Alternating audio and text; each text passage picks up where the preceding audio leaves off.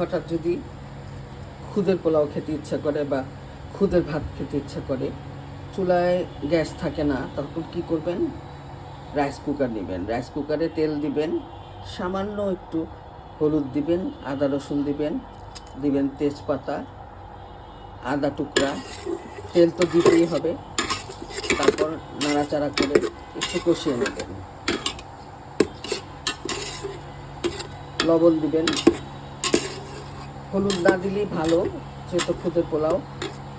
সরষের তেল দিলে, সরিষার তেলের মধ্যে যে হলুদ রঙটা আসে, সেই রঙটা যেটা হয় সেটাই খুব ভালো লাগে।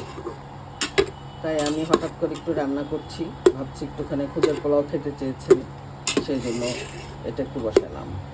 কষ্ট করে আবার চুলা ধরাবো, তাই ভাবলাম দাঁড়িয়ে দাঁড়িয়ে রাইস কুকারেই করে ফেলি, সেই জন্য রাইস কুকারে নিলাম।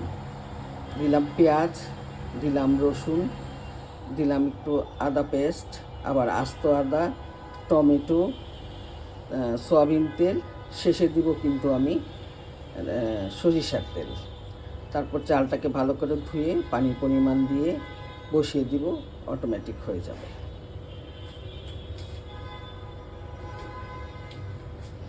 দিয়ে দিলাম পানি আর চাল।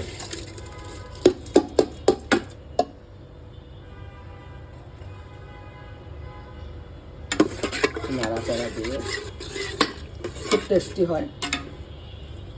যদি আস্ত মশলা দিয়ে করেন তাহলে বেশি ভালো হবে। আমি সব আস্তে আস্তে মশলা দিয়েছি। টমেটোর রঙ অলরেডি লাল হয়ে গেছে, তাই আমি হলুদ আর দিই না।